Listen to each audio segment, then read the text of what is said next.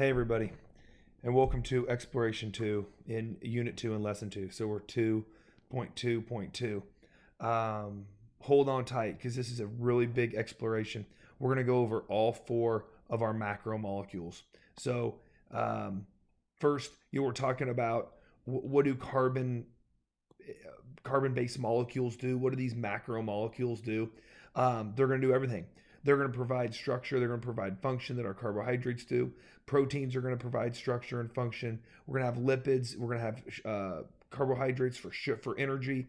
They're going to do so much. So let's go ahead and let's dive right in here to carbohydrates and what do they do. So first thing is a carbohydrate is a molecule composed of carbon, hydrogen, and oxygen.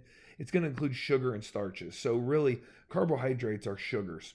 And here we've got our definition of a monosaccharide. And a monosaccharide just means one sugar molecule.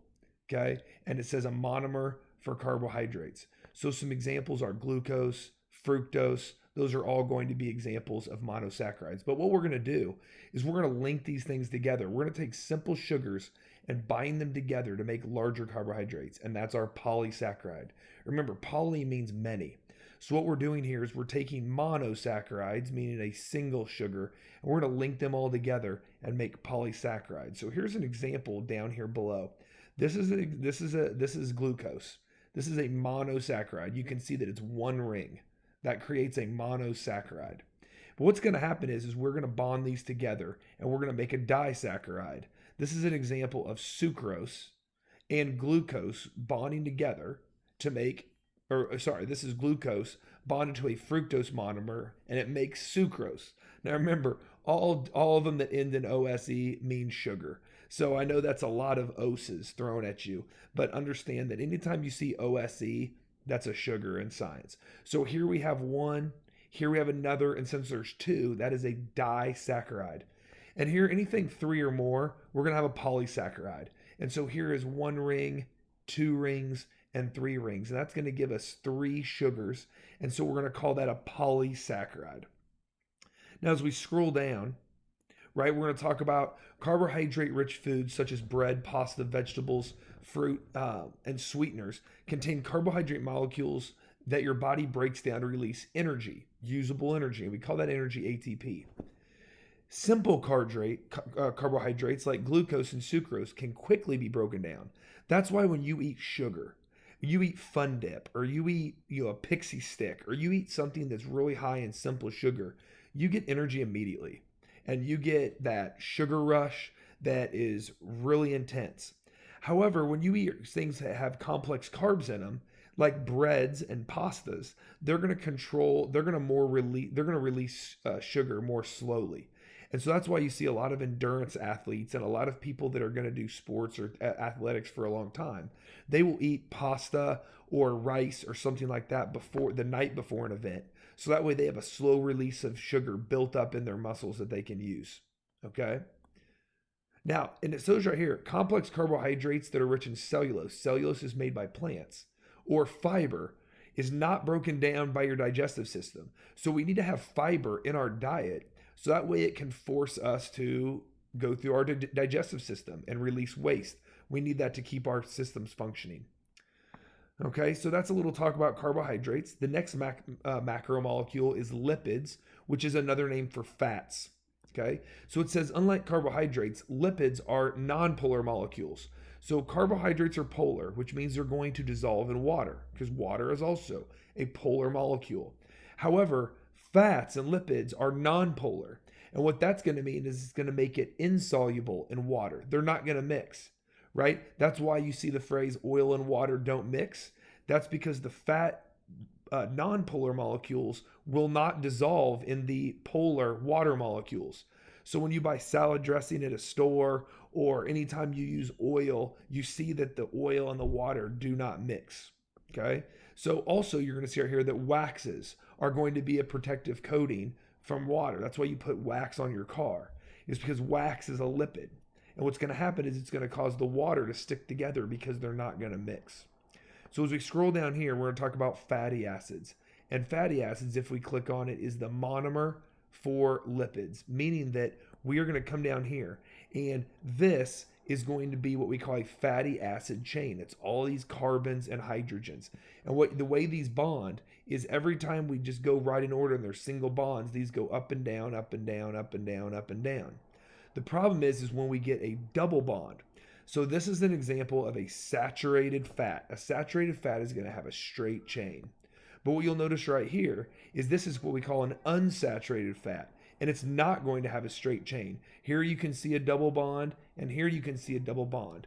And everywhere we get a double bond, it turns. So instead of going back down like this, it's going to turn, and then it goes, and then it turns, and then it goes. So what we get is these bends, and these unsaturated fats are going to work differently than the picture of saturated fats. And they're going to function in your body differently. They have different properties. Okay, so the next one that we're going to talk about is fats and oils. Still a type of lipid, okay? But these fats are going to contain 2.25 times as much energy. So that's a fraction of 9/4. So fats are a great source of energy. But you got to remember that as humans, we are hunters and gatherers, meaning that we store fat. That is a good thing because back in our heritage, we didn't know when our next meal was going to come from.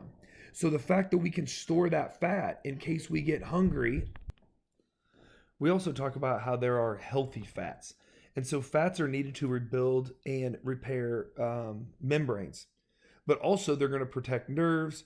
They're also going to be needed for muscle movement and blood clotting and inflammation. So fats are a good thing. And that's why we talk about healthy fats. And over here in a picture, you see avocados and olive oil and certain types of nuts. These are healthy oils. You know, what we don't necessarily want to be eating is the fat on a steak, that is the saturated fat on the side. That's going to cause our body to store that fat. And when we didn't know when we were getting our next meal, that might be okay. But since we all know we're going to get our next meal in the short future, then it just stacks up. Okay, so the next one is you're going to see a phospholipid. A phospholipid is a molecule that forms of a double-layered cell membrane. It consists of glycerol, which is a lipid, a phosphate group, and then fatty acids. So down here we have a picture. This is the phosphate head, we call it, right? And it's going to be what we call hydrophilic. And hydrophilic means water-loving. In Latin, it means water-loving. So this side is going to be a polar molecule, and it's going to react with water. However, on the inside, we have the hydrophobic tails. And phobic means fear. So here we have water fearing. And so this side is our lipid. And this is non-polar. And so these want nothing to do with water. And this is actually going to help our cell membrane function. And we're going to talk about that in Exploration 4. So as we scroll down here, here's a picture of our cell membrane. So here we have a layer of phospholipid heads. And here's the tails. But then we have it flipped. And so now we have the heads down here and the tails going inside. So you have what's called a bilayer, meaning two, and the tails face each other. So here's one and here's one, and they face each other. All right, so scroll down. We talk about waxes. We're just going to briefly skip over waxes. You guys know that waxes are going to be a coating that is a lipid that is going to beat up water and allow water to run off of materials. Okay, and we use them on our car. Leaves have them naturally. Another example would be steroids. Certainly steroids that are going to increase muscle mass, but also steroids are used for all sorts of reasons in our body. Okay, so the next macromolecule is protein. So we're going to talk about proteins are, the definition says, a polymer composed of amino acids linked by peptide bonds. Folds in particular structures depending on the bonds between the amino acids. So what an amino acid is the monomer of proteins. So there are 20 different amino acids, and they're going to be linked in a very specific order, coded for by your DNA. And that's how you're going to make your protein. So an amino acid chain is a protein. Here we have an example of an amino acid, right? Here's going to be an amino acid that's then going to get linked to another amino acid with these peptide bonds. And then here we're going to have a protein. These are all different amino acids, but based on the order and the length of the amino acid, it's going to make a different protein. So the order and length is very important to the function of that protein. And this is something that we're going to talk later on when we talk about protein synthesis. how we make proteins. So as we scroll down, here are some structures of a protein. So the first primary structure is that polymer, those amino acids linked together. But then what's going to happen is based on bonds, these are going to fold or they're going to helix around, kind of like DNA. So they're going to take a secondary form. Then they're going to take what we call a tertiary form. The tertiary form is the third, and it's going to make other bends and bends and bends.